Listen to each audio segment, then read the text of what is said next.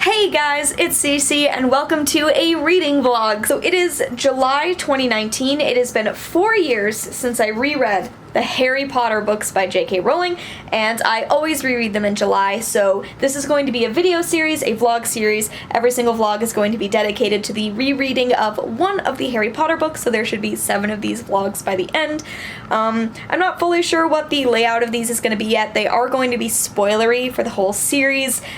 I'm going to be talking about foreshadowing, thoughts, feelings, all that kind of stuff, one book at a time. So I hope you are ready for a vlog full of Harry Potter feels, because that's what this is, and you're going to get 6 more vlogs after it. Mr. and Mrs. Dursley of number 4 Privet Drive were proud to say that they were perfectly normal. Thank you very much.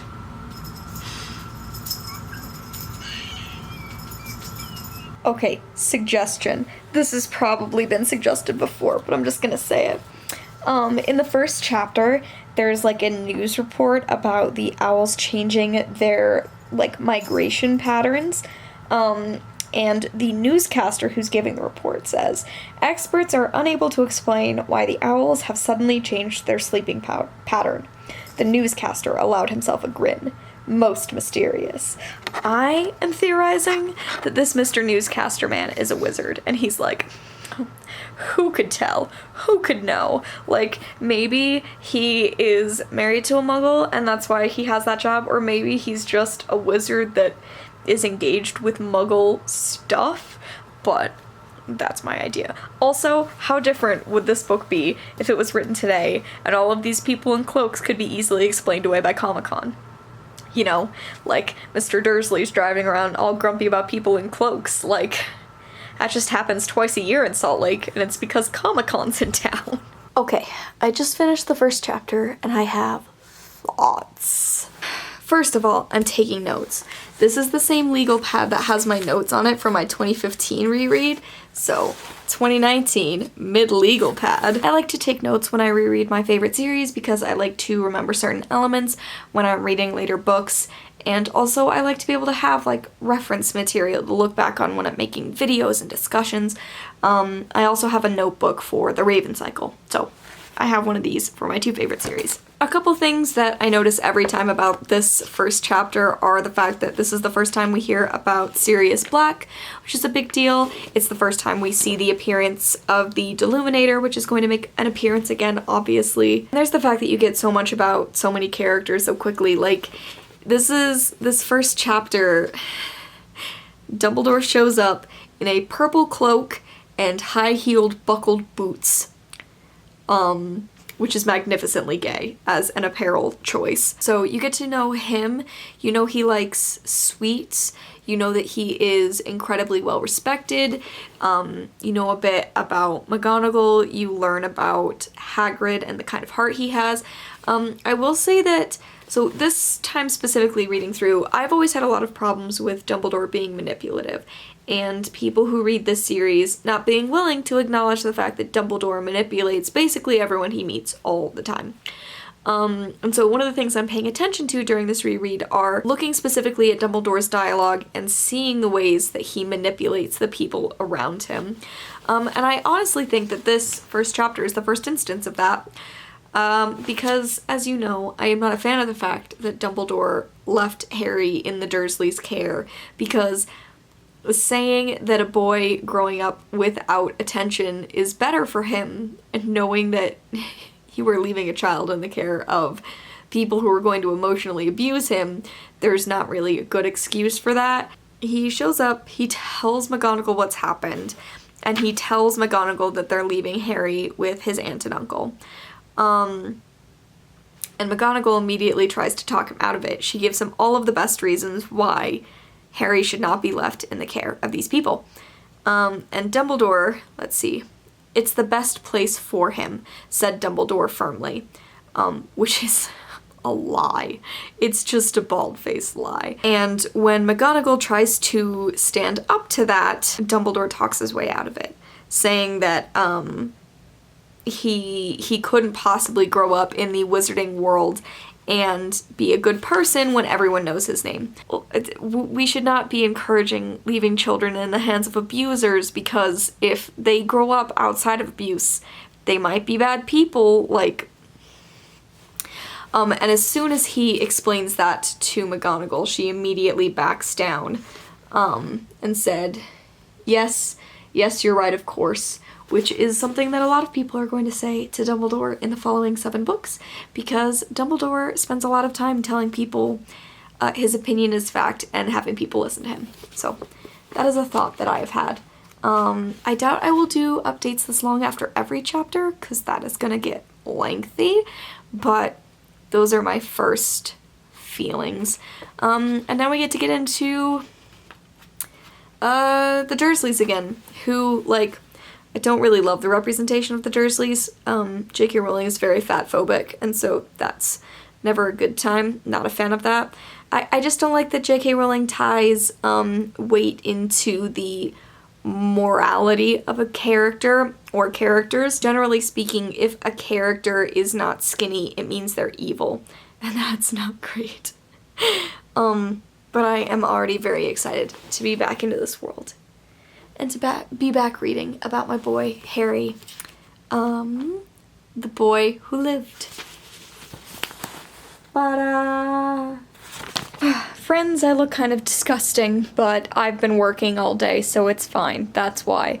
It is wild. I was talking about this the other day to Brian, that, like, I'm an adult, I'm a grown person, and I'm living a version of my life that when I was a child, I didn't think existed for adults, in that I work from home, I'm a freelancer, and part of my job is YouTube, which is weird, and it also means that, like, multiple days this week, I have worn a Scooby-Doo t-shirt to work, and I just don't think my brain knew that such a great life existed. Like, it's a stressful life, but when I put on a shirt this morning and looked down and realized it was the second of 3 Scooby-Doo t-shirts that I own, I was like, oh my god. I really am living the life that my 8-year-old self would have dreamed of. So I have some Harry Potter thoughts. I'm on page 79. Harry is in Diagon Alley and he's just met Draco for the first time, which is always an interesting scene. I had some thoughts I wanted to share. I'm looking at my notes. So I haven't updated in a little bit, so I'm gonna go back a little to make a point. There's a bit when Hagrid shows up to collect Harry from the Dursleys where he says it's your bad luck to Harry that he grew up raised by such terrible people, and I'd like to say it was not Harry's bad luck. Multiple adults had the power to change it. So let's not blame bad luck here. Let's blame, at the very least, Albus Dumbledore. Absolutely wild and ridiculous that we're blaming bad luck for that. I also wanted to make note of something that I'm looking for in this reread as well, which is how frequently J.K. Rowling talks about the benefit of being born good or evil. I think that's kind of a negative theme in the books. Either you're born into a family and that family is good and so you will be good, or you were born into an evil family and so you will be evil. This is sort of like the dichotomy of why Ron is a good person because he was born into a good family, Draco is a bad person because he was born into a bad family. And I just think it's interesting that that is what we are supposed to take away a lot of the time. Like, I know that this is a children's series, so the themes, at least in early books, can't be that complex, but the longer the books go on, the more complex they get, and what's frustrating is that Harry was born into a good family, but he only knew that family for a year of his life. So even that year of being raised by good people shouldn't take away being raised by a bad family, the Dursleys. So why is it that being raised in abuse makes you a good person? Obviously, I think that J.K. Rowling romanticizes the fact that Harry was raised this way far too much, and I don't think that we should be romanticizing being raised in any kind of abuse. And I'm also not saying that those raised in abuse don't grow up to be amazing people. But I do think it's interesting that when we're presented with the idea that anyone who's born in a bad family will be bad and anyone who's born in a good family will be good, I think it's interesting that J.K. Rowling seems to tie it back to blood over nurture. Like, she's very much nature over nurture. Harry was born to be good, and so he will be, no matter the negative impact the Dursleys have on his life, and that impact is severe. So I'm just curious where that line is. I'm curious where that line is of people who are allowed to be redeemed. Because Snape is from a bad family. Snape is from a family that doesn't care about him, but in J.K. Rowling's eyes, he eventually becomes a good person, and the only thing that's redeemed him is unrequited, selfish love. That's my impression of how Snape functions as a character. Dumbledore was raised from the outside by a good family, but we know from his background that it wasn't necessarily a good family, so why do we consider him good? Why does James have the ability to... He was raised in a loving family, but he grew up in his teens to be kind of an asshole, and then love changed him. That's just like a through line that I want to continue to look into, because I find it interesting, and it's a theme that frustrates me, so I want to be able to break it down by character by the time I get to the end of the series and see where I come out on everything. So those are my current thoughts. But I'm currently really, really enjoying reading the bit in Diagon Alley. It has been absolutely lovely. I love Diagon Alley. I'm obsessed with it. I'm obsessed with these books. And I'm very excited to get to Hogwarts. Do you ever just think about the fact that Harry sat down in the train compartment when he was 11 years old, and he saw this weird little kid who had a red nose from where his mother rubbed dirt off of his nose, and he was like, I'm gonna adopt this kid. He's gonna be my family. And across the car, Ron was thinking the same thing. Do you ever think about that? Because I think about it daily. Go on, have a pasty, said Harry, who had never had anything to share before, or indeed anyone to share it with. It was a nice feeling, sitting there with Ron, eating their way through all Harry's pasties, cakes, and candies. The sandwiches lay forgotten. Brothers. So there's this theory that I really like, that in order to be put in Gryffindor, you have to ask the hat to be put in Gryffindor. I'm reading the scene where they're being sorted, obviously. Which is a theory I really enjoy, except for the few exceptions of characters who I don't think would have asked to be put in Gryffindor, like Neville. I don't know that Neville necessarily would have asked to be put in Gryffindor, but his sorting takes a long time. So my theory has always been that Neville is very adamant that he be put in, like, Hufflepuff. And the hat is very insistent he belongs in Gryffindor. And the longer that Neville fights to be in Hufflepuff, the more the hat is like, clearly, this child is a Gryffindor. But I find it interesting that the hat took a while to decide on Seamus, because I wonder what the second house option was. And there's a part of me that wants to say Ravenclaw, because I feel like our stereotypical idea of what a Ravenclaw is they're really intelligent. Which is right. That's true. But they're after learning, they're after knowledge. And, like, I like learning. I find that fascinating, but I also get obsessive. I get caught in spirals of learning things that aren't useful.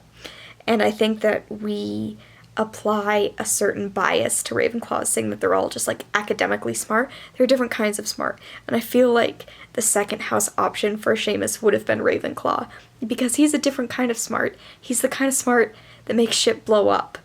I would love that for him. I would love to know what the second house option was for Seamus. I don't want J.K. Rowling to tell me, because I want J.K. Rowling to never tell me anything ever again. I want her to vanish from the internet, but, like, I'd be interested to know. Okay, so I'm almost to the bit of the book where Harry and Draco have their wizard duel, or when they're supposed to have their wizard duel.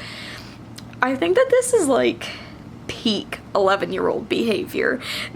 Harry's known about magic for, like, 2 months max, and Draco knows zero spells. Like, they've both been at the school for a month of time, maybe. And they're like, time to battle it out. And the other 11-year-old that's there, Ron, is like, well, who's gonna be there when you die? I'll fill in after you die. And then all of them know so little magic that they just never have the wizard battle. Draco just tries to get them in trouble. There's nothing more 11-year-old boy than this entire portion of Sorcerer's Stone. And it is a true tragedy that it's not in the film. Harry Potter and the Sorcerer's Stone, I would say, is the most accurate film adaptation. Like, it hits the most exact notes from the book. At some parts, it is word for word. And, you know, there's a real strength in that. But the things that get left out of the movie are the things that make me sad, even though it would have been nonsensical to include them. And my true sadnesses are the eliminating of this wizard duel situation, which is hysterical, and the elimination of Charlie Weasley, because I think that not including older Weasleys earlier on led to some confusing things later in the movies, and mostly that's just because they started making the movies before the books were written, so they didn't know which characters were going to be bigger players later on. They didn't know how important Bill and Percy would be later on, so they're not really included, but Charlie not being included is a big sadness for me, because that scene is great. But truly the most emblematic 11-year-old thing that happens in this entire book is this fake-ass wizard duel that they don't even go to because they can't do any magic. They're so stupid. Also, I'd like to give a big shout out to the time that Harry got caught by McGonagall flying on a broom, and she went and grabbed Oliver Wood, and for like a full minute, Harry assumed that Wood was a paddle that she was going to beat him with. That's, like, horrifying. It's deeply horrifying that that is what he jumped to, but then Oliver Wood, athlete extraordinaire, who Harry definitely has a crush on, appears. What a change of pace for your day. Like, what a roller coaster of emotions that must have been, you know? It's so fucking tragic that Harry could have had a space where he always felt at home. And I know that that's, like, part of the theming that, like, Harry and Voldemort share, that they both came from abuse, and they both felt like Hogwarts was their home, and they weren't allowed to stay there full time. But, like, I mean, first of all, I think we should take it as a cue from Voldemort that maybe if that's the case, adults should do everything in their power to make sure that children are in places where they feel they are, you know, at home and loved. But even apart from that, like, Harry has conservatively one best friend. He's been at the school for 2 months, and it's more a home than he's ever had in his life. It's more a home than he ever had with the Dursleys.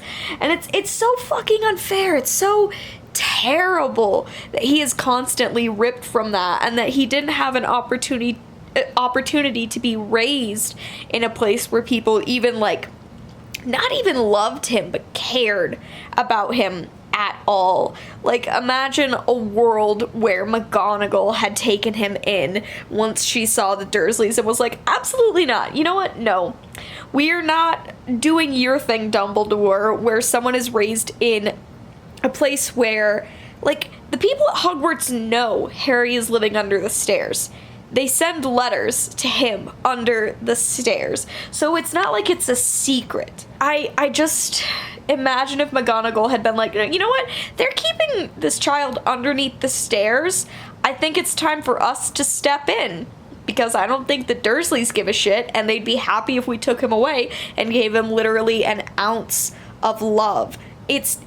I know Harry's life is a tragedy, and that's the point. The point is that his life is tragic, but it is so monumentally sad to me that Harry didn't have the chance to feel like he had a home until he was 11 years old. That is so upsetting to me.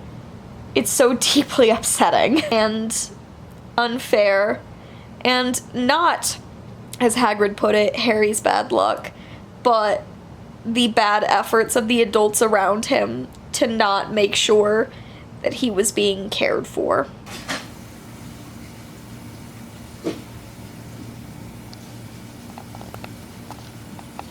I know this has definitely been brought up before by a great many other people, but I really hope that someday someone told Sirius Black that Hermione once set Snape on fire, because I feel like that's something they could really bond over. It just seems like the kind of thing that, that's a shared interest, lighting Snape on fire. It's certainly something that made me like her more. Also, I'm very emotional about all of them becoming friends. It's like my favorite part in this entire first book. Just the bit where they've taken on a troll, so they're friends forever. It's literally my favorite part of this entire book. It's so nice. And a final shout out to the fact that the Weasley twins once bounced snowballs off of Voldemort's face. Underrated line in book 1, that is something the Weasley twins get in trouble for. They bounce snowballs off of Quirrell's turban. But that means they're bouncing snowballs on Voldemort's face, and I'd like to say that means they got more hits in on Voldemort than Harry did, at least physically, and I think that's something to admire the Weasleys for in general. Well, this isn't a Harry Potter update, but do you guys want to know something very, very silly that Cora did? So I have a stack of mail currently on my floor that I'm going to be opening in a video soon. So all the book mail has been on my floor. That includes the June owl crate. So sometimes when Cora gets left in the apartment alone, she panics that we have died and she is going to have to forage for food. And so sometimes she gets into food or things that smell like food. And it turns out the June owl crate box had coffee in it. She's fine. She clearly got the bag a little bit open and then decided, well, this is yucky. And she's been fine all day. But look at this owl crate box. I went and packaged up the coffee, and the card was on the floor too. It has been bitten a little bit. Oh, she's so silly. So yeah, there's the silly thing of the evening that Cora did. I read a little bit more of Harry Potter, but not a ton. I had a bunch of stuff to get done today, and tomorrow I definitely have stuff to get done. I have to edit my first video project for a client who is a new regular client, which is exciting. I'm really excited to work on that and to get that underway. But it means I don't know when I'll be reading Harry Potter. It's literally 3 a.m. right now, so I'm not reading more right now. But I'm gonna continue to work my way through it. It's interesting. I've noticed this weird thing on this reread that I didn't notice before, and maybe it's because I just haven't paid as much attention to points of view in the past, but generally speaking, the Harry Potter series is from Harry's point of view. It's third person, but we know what's going on inside Harry's head, unless a chapter starts with a different character, and then we know what's going on with them. But usually those are characters who are not part of Harry's circle. So, we get characters like the beginning of Goblet of Fire with the caretaker that Wormtail kills. Half-Blood Prince starts with the other Prime Minister, so the Minister for Magic and the Prime Minister meet. So the reason that we get those chapters are because Harry isn't there to witness them. What I've noticed reading this time is that sometimes mid-chapter we suddenly know what other characters are thinking or feeling. Not always, when you see Draco, you're not hearing anything about his thought process. You're just hearing from Harry's side what that interaction is like. But in the last few chapters I've read, every now and then it shifts to a Ron point of view or a Hermione point of view. Not for a whole chapter, just for a few lines or for a paragraph. It's really weird, and it's something I've never noticed before. I'll have to grab the book eventually so that I can show you, but I don't know. I don't know if that's just a thing that I've never noticed specifically before. I'll have to look for it going forward in other books, but it has pulled me out of the story a couple of times this time, because I'm wait a minute. Why do we know what Ron is thinking in this moment? Like, it cuts to Ron's point of view for, like, 2 lines in the middle of the troll fight, where it says something like, Ron didn't know what spell he was going to cast until he opened his mouth and it fell out, and you're like, wait, I thought that this was a series from Harry's point of view. Why do we know what Ron is thinking in that moment? And then there's another moment, a few different moments during the Quidditch match. I just thought it was weird. This is probably like a pointless observation, but you know what? This is gonna be a lengthy vlog full of many pointless observations and squeeing and discussions about the Harry Potter series. So, that's what y'all signed up for when you clicked this video. Okay, folks, I just got back from seeing Spider-Man Far From Home, but how fantastic Spider-Man was doesn't matter at this current juncture.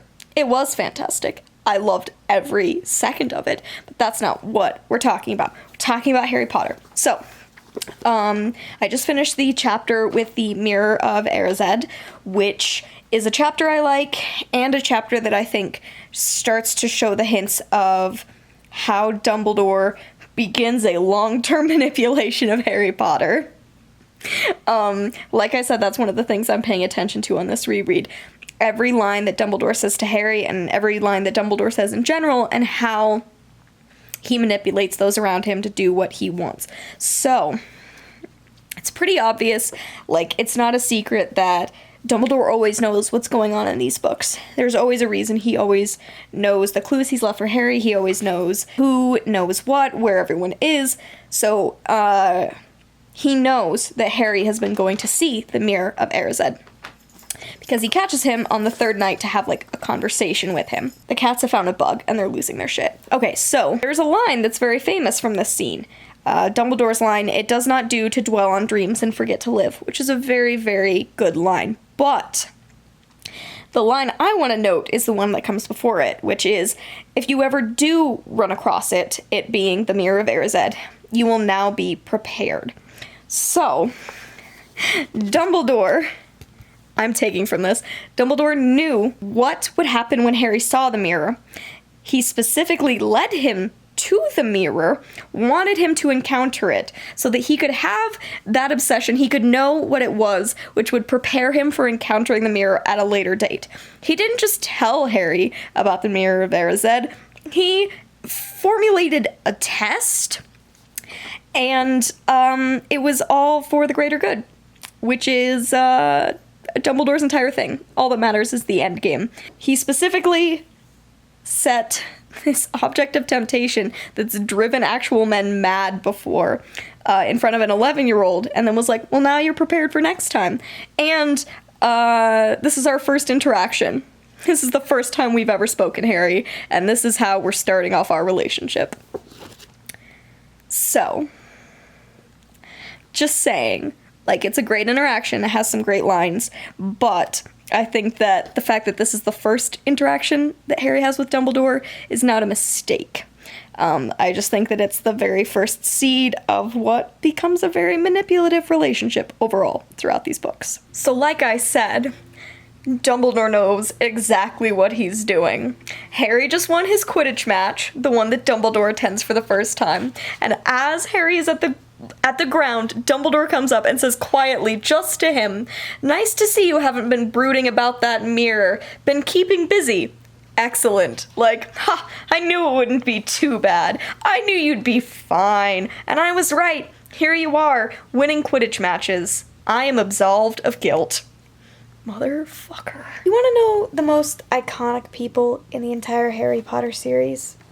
Oh my god. Every night you do this. It's Charlie Weasley's 20-something friends, who presumably received an owl from their high school buddy Charlie that was like, hey, my 11-year-old kid brother has an illegal dragon, and I need y'all to stop by my high school at midnight, go to the tallest tower on your brooms, and sneak out the illegal dragon. And they all just agreed to this. And when they arrive, they are described as a cheery bunch. And that's like, that's so iconic. I could never, you know? Like, I imagine one of my high school friends who got into a weird career calling me and being like, okay, I have this idea, and I need you guys to pull off this impossible thing to help out my idiot kid brother. Also, I would like to say that if one of my friends called me and they were like, hey, my younger sibling has a random illegal animal, and would you help me smuggle that animal out? I would say that when I met the 11-year-old, I'd be like, wow, you are a way cooler 11-year-old than I was. I was not getting into the kind of shit that involves sneaking a dragon out of a school in the middle of the night. So maybe that's why they're cheery, because they're meeting a younger generation who is already infinitely cooler than they are. But the most important thing is, Charlie's weird dragon friends are mid-20s goals. And that's it. So I've obviously done a video before about Ron and how I think they did him dirty in the movies. And one of the main points is the movies establish a very different relationship between the Golden Trio from the first film than they have in the books. And I know that obviously everything can't be exactly the same when you adapt it, but what the movie decided to go with was they decided there were going to be 3 challenges, basically, that the Golden Trio had to face, and each one of those challenges would sort of exemplify what they were good at.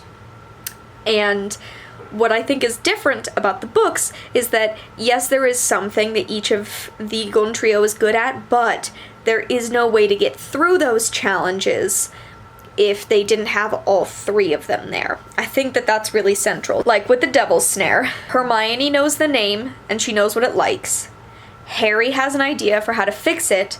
Ron is the one who suggests magic. You need all 3 of them to get past the Devil's Snare. It's not just Hermione knowing things, it's not just Ron knowing things, it's not just Harry knowing things, it's all 3 of them. When they have to get the key, they show up, and Ron is the one who knows what kind of key they should be looking for, and it takes all 3 of them coming from different directions in order to catch the key. It's 3 different types of intelligence, 3 different types of action. The chess game is mostly up to Ron, but you have to establish the innate trust that Harry and Hermione have in Ron. Not just in that moment, but after they win the chess game, Hermione doesn't stay behind to take care of Ron. They both run through the next door, because it is not about Hermione taking care of other people, it's about getting to the end of this obstacle course, and sometimes that means leaving a man behind. And, final thoughts about this, when they finally get to the bit where Hermione's the one with the logic, she figures out the riddle, she is not initially the one who suggests that Harry go forward, which is how it is in the movie. Like in the movie, you know, she is the one who tells Harry, you should keep going, and it's very self-sacrificial. Hermione stays behind to take care of a guy she cares about, and it's not like an inherently wrong scene, it just establishes them differently, because Hermione is the one who gets them through that final challenge, so when Harry's the one who says, I should go, Hermione starts to speak before Harry goes, no, this is what is going to work best. I need someone to go and get help, and I think you are the person who can go and get help. So Hermione isn't immediately giving up her role as person who knows stuff. They have to talk through it logically and determine what is going to be best. And I just think that that establishes such a different relationship between the 3 of them in a book setting instead of in the movie setting. Because I understand the value of having a thing that each of them are good at and each of them achieve, but I think you start to miss out on the fact that they couldn't achieve any of the tasks if they didn't have all 3 of them. They established the different characters and what they're good at, although I don't think the movie does a very good job of establishing that Ron knows the inherently magical things. I think that they miss that more and more, and they continue to give that role more to Hermione as the movies go on. You know, he's the one with the magical solution. So I just wish that there was more of that in the movie, of Harry, Ron, and Hermione wouldn't be able to get through anything if they didn't have the other 2 with them at a given time. I just think that that's an essential part of their relationship and what makes the Golden Trio in the books so fantastic. Okay, another thing I really actually love about these books is So Harry, he defeated Quirrell, it's all over, and he's in the hospital wing having his talk with Dumbledore, which is one of my favorite scenes in this book. I really, really love it. I feel like a lot of people must think I hate Dumbledore because I think he's manipulative. I don't. I love him as a character. I just think that, like, there's more to him than meets the eye, and that's what's interesting to me. But one of my favorite bits of this is where Dumbledore admits he didn't know something that was going on. I think that he becomes more and more omniscient as the series goes on, and movies make him out to be even more omniscient than the books do. But there's a bit where Dumbledore tells Harry that the stone has been destroyed, and Harry says, "But your friend, Nicholas Flamel," and Dumbledore says, "Oh, you know about Nicholas," said Dumbledore, sounding quite delighted. "You did do the thing properly, didn't you? Well, Nicholas and I have had a little chat, and agreed it's all for the best." I love that Dumbledore didn't know how far along Harry and Hermione and Ron had gotten in their research, and how delighted he is that they did their homework. Like, as a man of knowledge and education, it makes me very happy that that's his reaction. He's like, "Oh, damn, you guys really did your homework. Bravo. I didn't expect this." See, but then he has to immediately ruin it for me. Harry says, "Sir, there are some other things I'd like to know, if you can tell me. Things I want to know the truth about." Which is fair. And we get the truth, Dumbledore sighed. "It is a beautiful and terrible thing, and should therefore be treated with great caution. However, I shall answer your questions unless I have a very good reason not to, in which case I beg you'll forgive me. I shall not, of course, lie." That is the manipulation I'm talking about. Because generally speaking, Dumbledore knows a lot more about Harry's life than he ever tells Harry. He only tells Harry at the worst moment, or when it is going to come down to Harry to make a decision he shouldn't have to make a decision about. And my biggest issue with the series is the fact that no adult ever tells Harry the truth. No matter how old he gets, no adult is ever honest with Harry, except maybe Sirius. And I think that it's wrong to not tell children the truth about things that they need to know about. There are certain things Harry needs to and deserved to know that he didn't get to know. And I think Dumbledore does his thing where he's like, there are reasons I can't tell you, but his reasons are, I'm gonna have to use that information later to get what I need and to get what I want. And so I will not share it now because it is not in my best interest at this moment. In his brain, he probably turns it into, it's not in the world's best interest, but it's all about Dumbledore's best interest. That's where I get a little iffy on Dumbledore. He says beautiful, wonderful things, and he's a powerful man, but he withholds information and leads teenagers and children into horrific situations that could lead to their deaths. So it's a fine line he walks. See, and then immediately Harry's like, "Why would Voldemort want to kill me?" What a valid question to ask, because that's gonna continue to haunt you. You're 11 years old. Why would someone be trying to kill you? And then immediately, I can't tell you. Oh my god, Leia. I can't tell you, not today, not now. You will know one day. Put it from your mind for now, Harry. No, he gets to know that. That is the thing that he deserves to know. And the time is not when he's older, because he's being faced with the possibility of death now, which means it's relevant information now. Do you see what I'm saying, Leia? Do you see the problem? Okay, and I'm done. So that is book 1, Harry Potter and the Sorcerer's Stone, down for my July Harry Potter reread. I love this book. I love the simplicity of this book, the ease of this book. It's the lightest of the series overall. Despite the fact that Voldemort makes an appearance, like in the first book, it's still just, this book feels like home to me in so many ways. There's so much to do with introducing Hogwarts as a place and these characters who I care about, and seeing them when they're so young but still pulling together and being friends for the rest of their lives. I love this introduction to the series, even though it is easily the most simplistic of all of the books. Sorcerer's Stone is never going to be my favorite in the series. Like, I love all of these books. I give all of them 5 stars. But it's a perfect introduction to me. And it always, whenever I get ready for a reread, every time I read this book, it fills my heart up with joy. Because it's, you know, it's seeing so many things I love at their very beginning. And I really love it for that. And I love this first look at Hogwarts. I love the first look at the ghosts and the introduction into all the houses, even though the anti-Slytherin rhetoric starts very early on. It's a brilliant little story in a brilliant series that I love so very much. And I'm very glad to have finished rereading it. And adults in Harry's life should do what they need to get him out of the house of people who emotionally abuse him, but since I know that isn't going to happen, I'll just have to move on. But I hope that this has been an interesting vlog. I hope that people are interested in the other 6 of these that I'm doing.